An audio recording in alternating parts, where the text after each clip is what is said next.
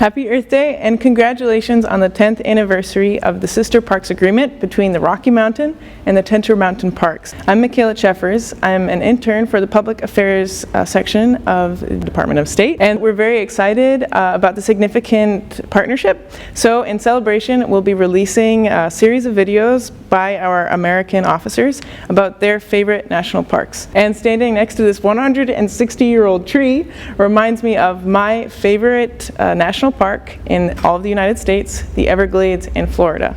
My favorite thing about the Everglades is probably trudging through the swamp to avoid alligator holes and enjoy the clean air and the fresh water and avoid studying. Thank you very much. We will show you the rest of our officers' favorite parks in a little bit. Do zobaczenia. See you soon.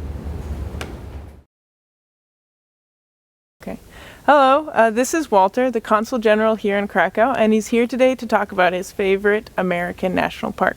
When I was growing up, my favorite national park was the one that was pretty close to my house, Isle Royale National Park in northern Michigan. And we would go almost every summer, and it's just one of these beautifully serene places. Not unlike this, where there's a lot of water, a lot of islands, you can hike, you can have campfires, and just really enjoy nature.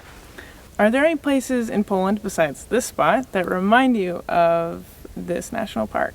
A little bit. The Missouri district up north, well, further north than Krakow at least, it kind of reminds me of Isle Royale, where you have a lot of water all around you. People can really enjoy it, and it's a place for families to really reconnect with themselves and reconnect with nature. So are there any places here in Poland that you would like to bring your family while you're here? Oh my gosh, yes. I mean, the one place I haven't been with my family yet is up on the north coast, on the Baltic Sea. So I'm waiting until the summer when it's a little bit warmer and we can get up there and really kind of enjoy the natural splendor up there. Okay. Okay. Thank you, sir. Pleasure. Thank you. Hi, I'm Michaela Cheffers, and this is Tom Zia. He is our consul for political and economic affairs at the consulate, and he will be talking today about his favorite national park. Well, I lived in Oregon for many years, and we really liked visiting a park called Crater Lake National Park. It's this beautiful extinct volcano that is now filled with one of the deepest lakes in the entire world. How often did you visit when you were living there? I visited about 3 or 4 times in my life, and each time, you know, it was kind of a different season. So I think it's really interesting to go any time of year, whether it's in the winter time and there's snow, or summertime when it's blue and warm. It's just a beautiful place. Is there something you learned about America by visiting this park, do you think? You know, I think the thing that I relate it most to is Native American culture. I grew up in a little town in Oregon called Klamath Falls. It's named after the original inhabitants there. And they have a lot of legends and folklore about how the mountain was created. The mountain was actually created when the Klamath Indians lived there about 7,000 years ago, and so it's become part of their history, part of their folklore, and so it's hard not to think about Native Americans living there 7,000 years ago and seeing this mountain blow up and this lake created from a volcano. Well, thank you very much. Thanks. Good.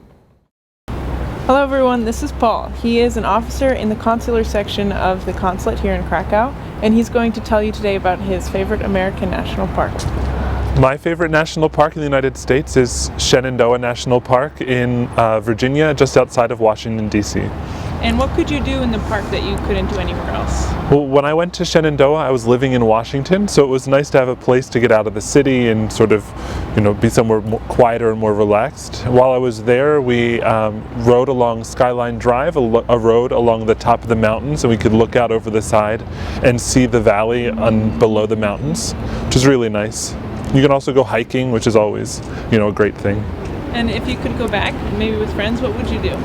I think I'd like to go back and do some more hiking and see what else there's to see off the road. We didn't get far off the road last time I was there. And I also think it'd be nice to go back more often and see what it's like during the different seasons. And did going to this park make you want to go to any other American national parks? This was one of the first national parks that I actually visited, so I think I'd like to see as many of them as I can. And I'm thinking next I might try to go to Everglades in Florida. Okay, thank you, Paul. Thank you. Hello, this is Pam, the Public Affairs Officer for the United States Consulate General in Krakow, and she's going to talk to us today about the most interesting national park she's ever visited. The most interesting park that I have ever visited, I would have to say, is Mesa Verde National Park in Colorado. It's interesting for a number of reasons. One of the reasons is plants.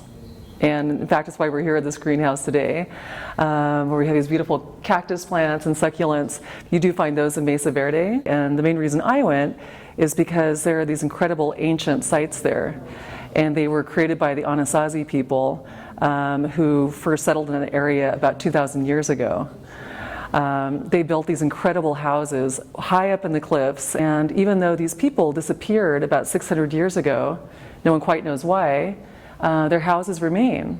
And so there are a lot of archaeologists and just visitors like me who love to go to these places and look at it and learn about these people, these incredible people who live there. In fact, there are researchers in Poland who have gone all the way to Mesa Verde to do research. And so there's a professor from Jagiellonian University, Radek Polonka, who discovered a whole new site in Mesa Verde, which is really exciting. Thank you very much. You're welcome.